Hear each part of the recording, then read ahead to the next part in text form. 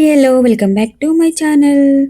ఎండు మిరపకాయలతో గోంగూర పచ్చడి. ముందుగా గోంగూరని శుభ్రం చేసుకొని పక్కన పెట్టుకోవాలి. ఆ తర్వాత బాండీలో 1 టేబుల్ స్పూన్ ఆయిల్ వేసి దాంట్లో ధనియాలు 1 టేబుల్ స్పూన్, జీలకర్ర 1 టేబుల్ స్పూన్ అండ్ గార్లిక్ వేసుకోవాలి. ఆ తర్వాత ఎండు మిరపకాయలు కొంచెం ఎక్కువగా వేసుకోవాలి. ఎందుకంటే చిల్లీ పౌడర్ వేయట్లే కాబట్టి దాంట్లో ఎక్కువగా ఎండుమిరపకాయలు వేసుకోవాలి. ఆ తర్వాత కర్రీ లీవ్ కూడా వేసుకొని మంచిగా మిక్స్ చేసేసుకోవాలి. ఆ తర్వాత దాంట్లో గోంగూర వేసుకొని దాంట్లో సాల్ట్ అండ్ పసుపు వేసుకొని మిక్స్ చేసేసుకోవాలి. మిక్స్ చేసి ఒక 7 మినిట్స్ కుక్ చేస్తే ఈజీగా గోంగూర మగ్గిపోతుంది. సో దాని తర్వాత దాన్ని మిక్సీ గిన్నెలో వేసుకొని పక్కన పెట్టుకోవాలి. ఇంకా వేరే బాండీలో కొన్ని పల్లీలు వేయించుకోవాలి. అది కూడా మిక్సీ గిన్నెలో వేసి గ్రైండ్ చేసేసుకోవాలి.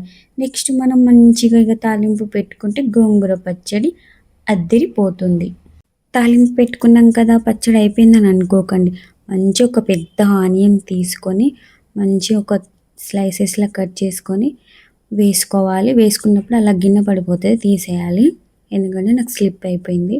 మిక్స్ చేసేసుకొని కలుపుకొని తింటుంటే మిడిల్‌లో ఆనియన్ తగులుకుంటే ఉంటది.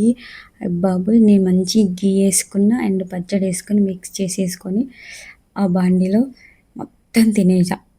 ఇంకా మళ్ళీ సరిపోక మళ్ళీ తిన్నా. టేస్ట్ మాత్రం అద్దిరిపోయింది. మీరు కూడా ట్రై చేయండి. లైక్ చేయండి please. Do support more videos కోసం సబ్స్క్రైబ్ చేసుకోండి ప్లీజ్. లైక్ కూడా కొట్టేయండి.